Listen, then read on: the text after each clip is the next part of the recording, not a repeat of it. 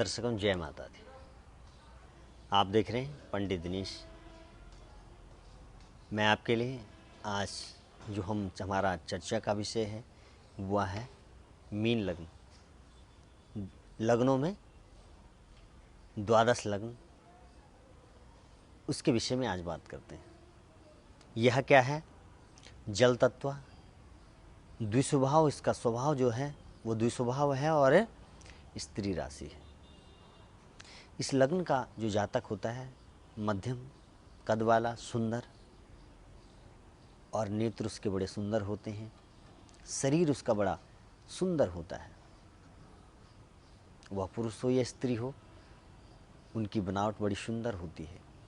उनका जो शरीर होता है वह आकर्षक होता है, दूसरे को मोहित करने वाला होता है। उनको वो वाणी के बड़े चतुर होते हैं। यदि ये बात करते हैं तो अपनी बात करने से दूसरे पर बड़ा प्रभाव डालते हैं। दूसरा व्यक्ति इनकी बातों से बड़ा प्रभावित होता है। और वास्तव में ये लोग अच्छे दिल के भी होते हैं, अच्छे व्यवहार विचार के होते हैं। ये लोग जो इस लग्न के जो जातक हैं वह बुद्धिमान, गंभीर एवं सौम्य प्रकृति के व्यक्ति होते हैं। शांत रहते हैं, दयालु होते हैं, ईमानदार होते हैं। सत्य प्रकृति इनके अंदर होती है, सत्यता इनके अंदर कूट कूट के भरी हुई रहती है। धर्म के अनुरूप कार्य करने वाले होते हैं।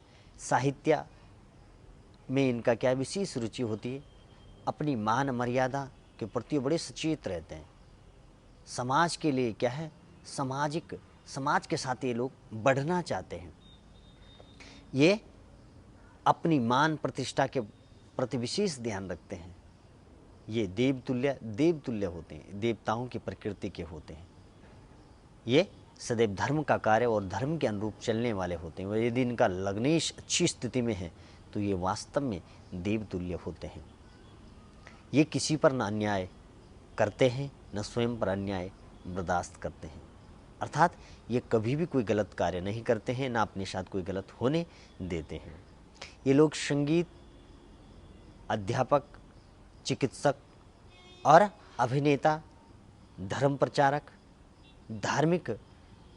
धर्म से संबंधित ये गुरु, साहित्यकार आदि ये लोग बनते हैं। विशेषकर ये क्या है, दूसरों को उपदेश देने वाले बनते हैं।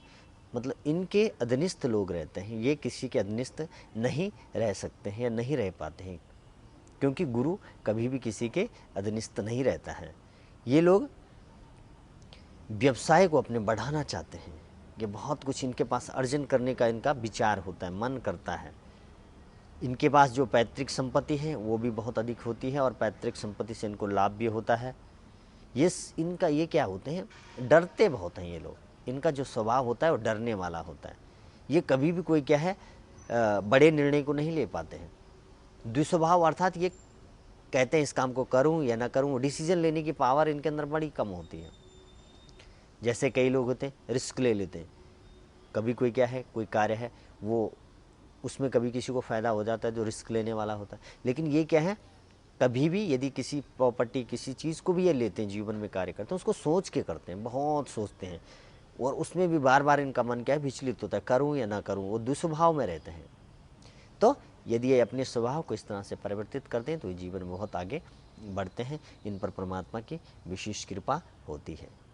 तो दर्शकों, और इनका जो भाग्योदय वर्ष है 28, 33, 38, 45 वर्ष में इनका क्या भाग्योदय हो जाता है। पुखराज इनका नग है।